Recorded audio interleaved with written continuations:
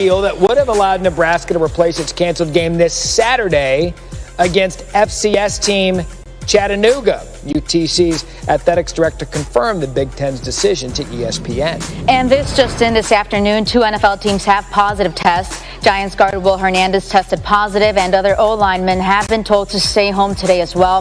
The Giants are not closing the facility, but contact tracing has begun.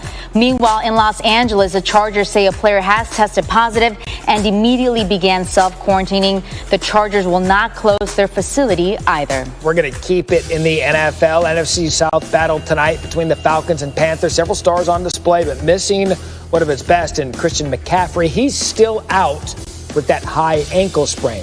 Tonight kicks off a big week of divisional matchups across the NFL. My favorite in the AFC, you've got Steelers-Ravens, and you've got Patriots-Bills, 49ers-Seahawks, and Cowboys-Eagles Sunday night. In total, 7 divisional rivalries in Week 8. Lots of teams looking to start their playoff push, others falling out quickly. And it's let's make a deal.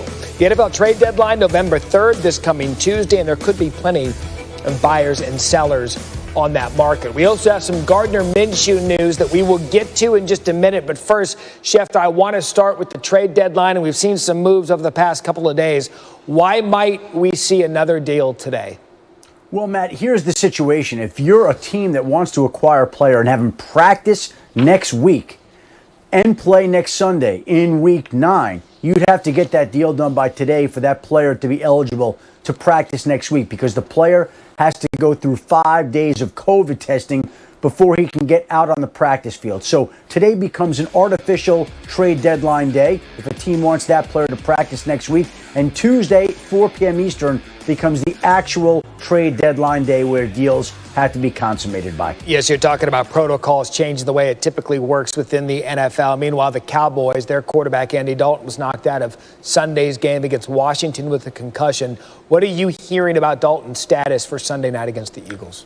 We saw the severity of the hit that Andy Dalton took on Sunday from Washington football team linebacker John Bostic. We saw how hard he went down, how long he stayed down, and how scary that hit was. Just the optics of it such make it hard to imagine that Dalton could return to play on Sunday night against the Philadelphia Eagles. Now, he's been in the building this week, but he has not been at practice yet. And so as long as that's the case, and as long as he is not cleared through concussion protocol, I think we have to assume for the time being that it's going to be Ben DiNucci playing quarterback for the Dallas Cowboys on Sunday night against the Philadelphia Eagles. Now, Dalton still has the rest of the week to try to clear through that concussion protocol, but it's hard to imagine that he will be able to do all that and be ready to play Sunday night. Hard to believe the Cowboys started with Dak Prescott, who was putting up as good as numbers as anybody in the NFL. Now Ben DiNucci going to get a start primetime Sunday night in a big game against the Eagles. Christian McCaffrey said a second ago he won't play tonight against the Falcons with that high ankle sprain from Week 2. But when might we see McCaffrey back in for Carolina? Look, he was brought back to practice this week, Matt, and so they were hoping to bring him along slowly. And my understanding was if they had played Sunday this week, he would have had a better chance to play, which makes me think that when they come back after this break from playing on Thursday night, that he will be ready to go in the Panthers' next game. And they could use him back, although Mike Davis has been great in Christian McCaffrey's absence. But I think that they believe these extra 10 days of rest will make the ultimate final difference for Christian McCaffrey getting back and being effective for the Carolina Panthers. You see the yards from scrimmage. You see how much he's meant to that team. Again, Mike Davis done a great job, but they'll be getting Christian McCaffrey back soon enough here. Yes, certainly the best player on the field for the Panthers. They can get that going with Teddy Bridgewater. First-year head coach Matt Rule would like to have their MVP back. And Schefter, some news just as we came on air in Jacksonville about Gardner Minshew. What can you tell us? Well, he's been playing with a sore thumb here, Matt. It hasn't told anybody about it, but went this week during the Jaguars bye week, had x-rays, and it showed multiple fractures and a strained ligament in his right throwing thumb. And so that leads to questions as to whether he'll be physically ready to play next week in Jacksonville's next home game against the Houston Texans. Jacksonville's on a bye this week, but obviously it's an injury that has hindered his performance here in recent weeks. I think he initially hurt the thumb on October 11th, didn't tell anybody about it, went for x-rays this week, which is when the team finally found out about it. It didn't know until this week that Minshew had been nursing a thumb injury, which could explain some of the passes he had been sailing. And again, we heard Doug Marrone talk about the potential of a quarterback change last week when Mike Lennon has served as the backup. They've got a young rookie that they like in Jake Luton. So this will be an interesting decision that the Jaguars have to make. But I think there's some questions whether Gardner Minshew will be able to continue physically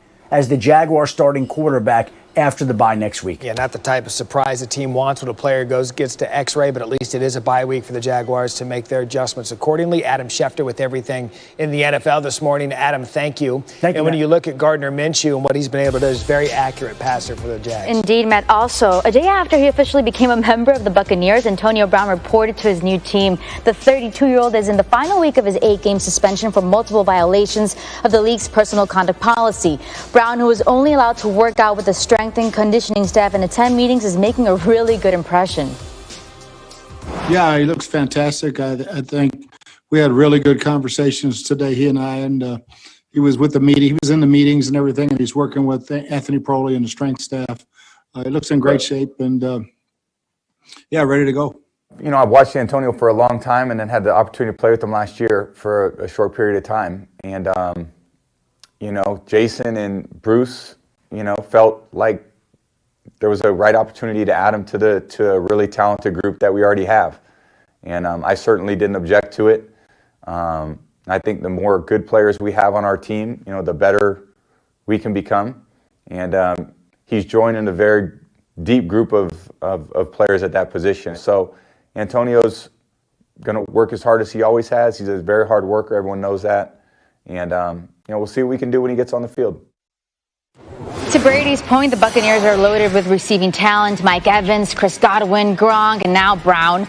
But it's actually Scotty Miller who leads the team with 365 receiving yards. Scotty! And we still haven't seen the Bucs with all of their weapons yet. Godwin has missed 3 games due to injury, and Brown is ineligible to play until Week 9. Meanwhile, the newest addition to the Ravens passing game also making good impressions. In his first practice, Des Bryant snagged a one-handed grab on a one play. The 3-time Pro Bowler was signed to the practice squad and is wearing number 11 because he is portraying the Steelers' red-hot rookie Chase Claypool on the scout team. Ravens coach John Harbaugh was non-committal on when Bryant, who hasn't played in a game since December 2017, could get promoted to the active roster, but he could be just what this offense needs, especially Lamar Jackson. He's posted a lower QBR than last season, almost 20 fewer passing yards per game, and his touchdown to interception ratio has only gotten worse. Why? Well, it could be that the pressure rate he's faced has gone up big time, something certainly not helped by the retirement of veteran blocker Marshall Yanda. I can already hear Elle screaming from parts unknown.